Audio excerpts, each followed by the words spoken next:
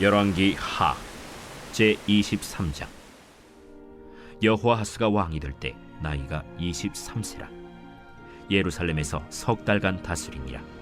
그의 어머니의 이름은 하무달이라. 림나 예레미야의 딸이더라.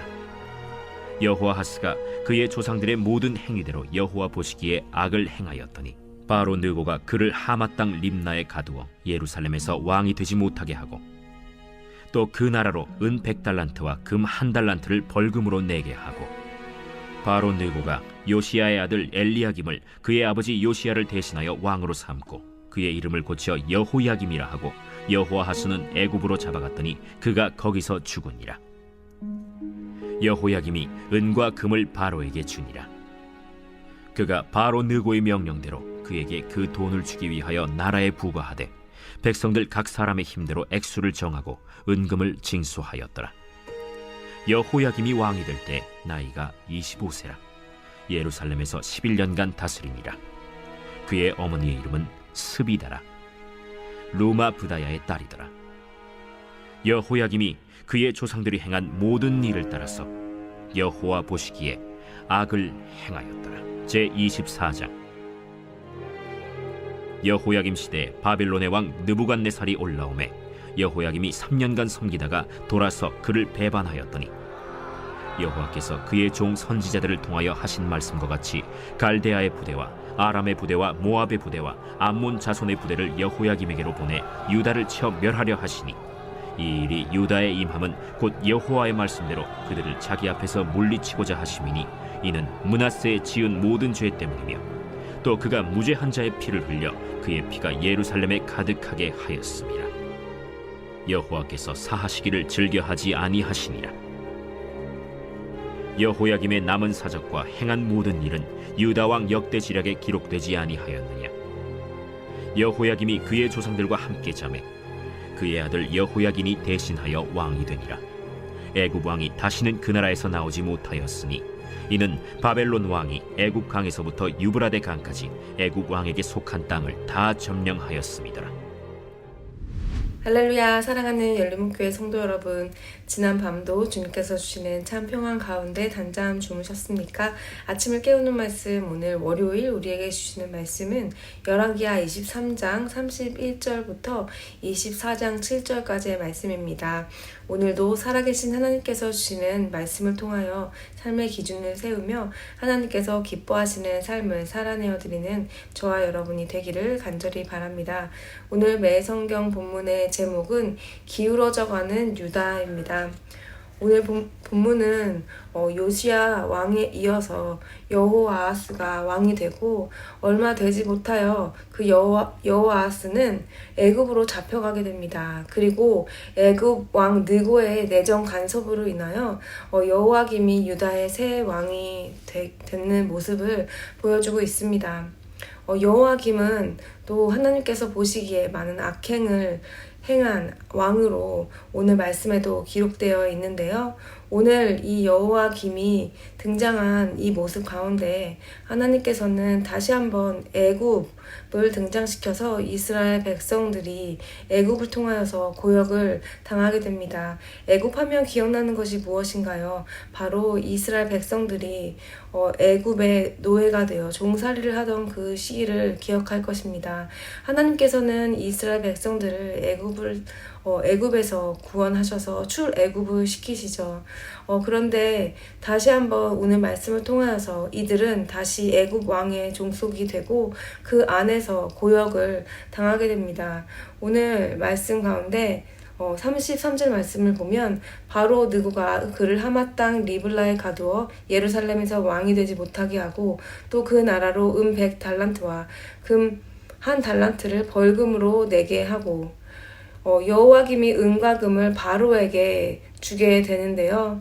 그리고 백성들에게 벌금을 징수하도록 여러 가지 고역을 시키는 모습을 볼 수가 있습니다. 다시 한번 이스라엘 백성들이 애굽을 통하여서 그 노역을 하는 모습을 볼 수가 있는데요. 하나님께서는 애굽을 통하여서 이스라엘 백성들에게 힘든 고된 실패와 좌절의 시간을 허락하십니다.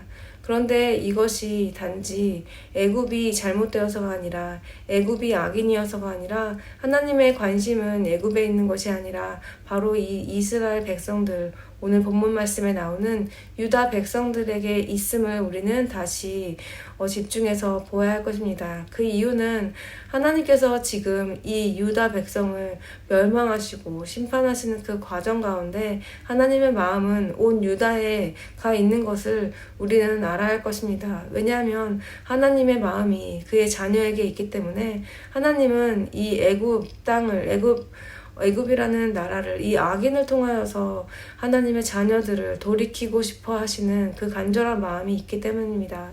우리의 삶을 돌아보았을 때 우리도 맞이하게 되는 여러 상황들과 환경들이 있습니다.